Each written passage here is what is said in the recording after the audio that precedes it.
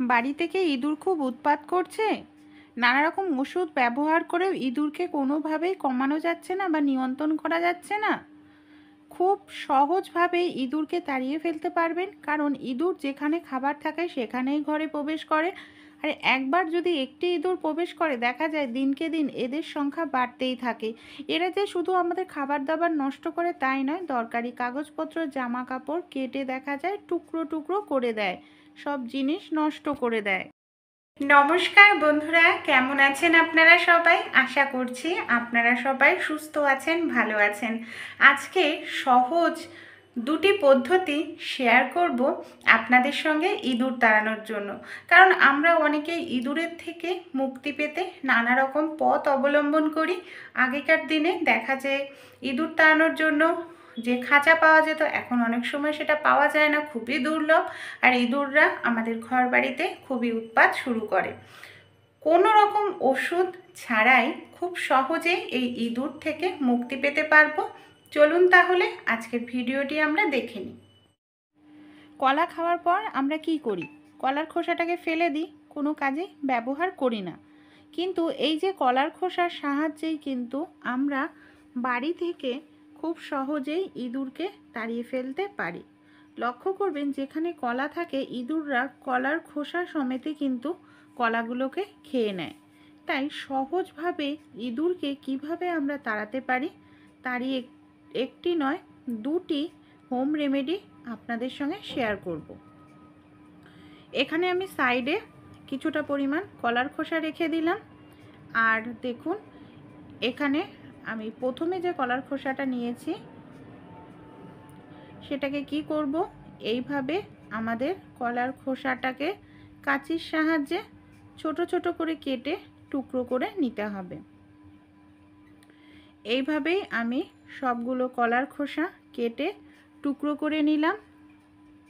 এবার এখানে আমি নিয়ে নিয়েছি বিস্কুট।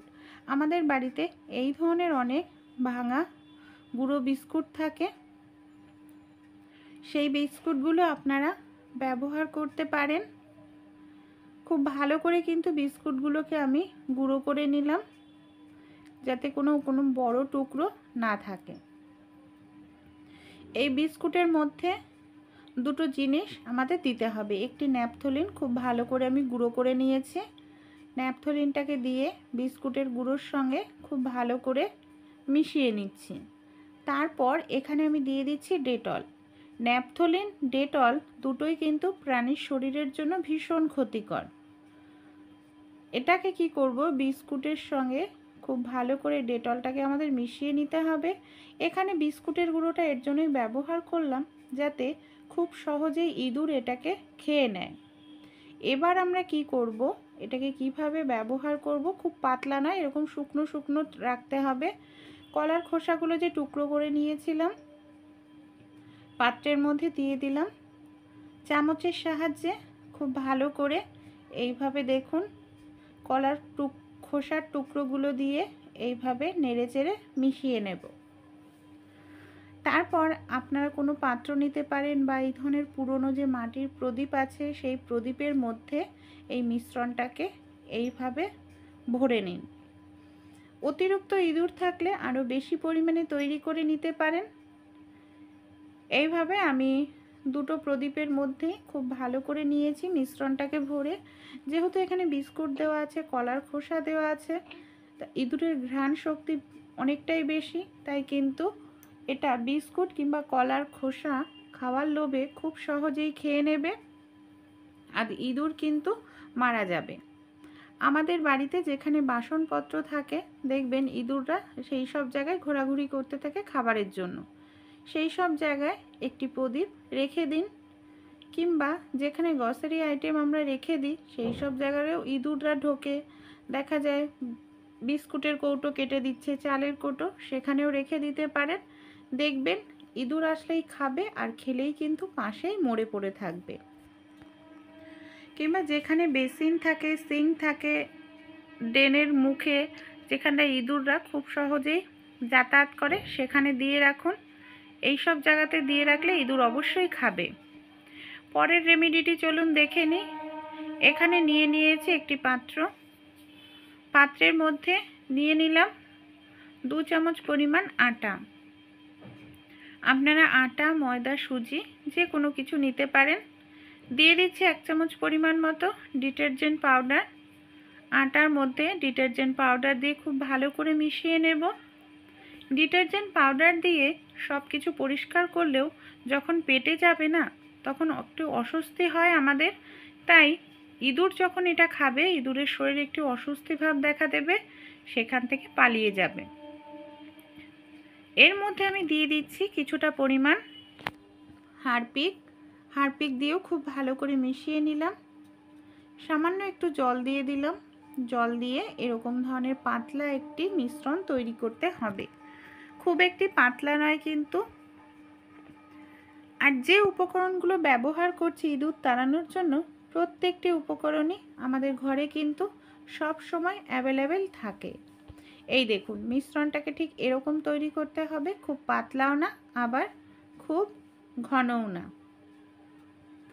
কিভাবে এটাকে ব্যবহার করব, যে কলার খোসার বাকি অংশটা রেখে দিয়েছিলাম, কাঁচির সাহায্যে আমি এইভাবে ছোট করে কেটে টুকরো করে নিচ্ছি। এবার এটাকে আমরা কিভাবে ব্যবহার করব, যে কলার খোসাগুলো আমি কেটে নিলাম, মিশ্রণটা যে নিয়েছি, এই ধরনের সাদা পিসটাও ব্যবহার করতে পারেন কলার খোসা না থাকলে। কলার খোসার ওপর এইভাবে মিশ্রণটাকে আমাদের লাগিয়ে নিতে হবে। এইভাবে দিলে কিন্তু অনেক সময় নাও খেতে পারে, তাই এর মধ্যে আরও একটি জিনিস অবশ্যই দেব, যার ফলে ইঁদুর কিন্তু খুব সহজেই মিশ্রণটা খেয়ে নেবে। এমনকি মিশ্রণটা খেয়ে কিন্তু বাড়ির বাইরে গিয়ে মরবে এই পদ্ধতি অবলম্বন করলে। কারণ এখানে যেহেতু ডিটারজেন্ট পাউডার দেওয়া আছে, ইঁদুর যখনই খাবে ইঁদুরের শরীরে অস্বস্তি দেখা দেবে। আর যেহেতু এখানে হারপিক দেওয়া আছে, তাই বাইরে গিয়ে মারা যাবে। কিছুটা পরিমাণ বিস্কুট আমি এইভাবে গুঁড়ো করে ওপরে ছড়িয়ে দিচ্ছি, যাতে বিস্কুটের গন্ধে বা কলার খোসার গন্ধে খুব সহজেই মিশ্রণটা খেয়ে নেয়। বা আপনারা এই ধরনের সাদা কোনো পৃষ্ঠা বা টিস্যু পেপারের ওপরও এইভাবে মিশ্রণটাকে খুব ভালো করে লাগিয়ে নিন, তারপরও কিন্তু ব্যবহার করতে পারেন।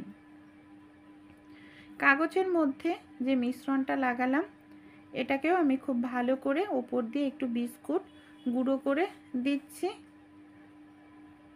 যাতে সহজভাবে খেয়ে নেয়।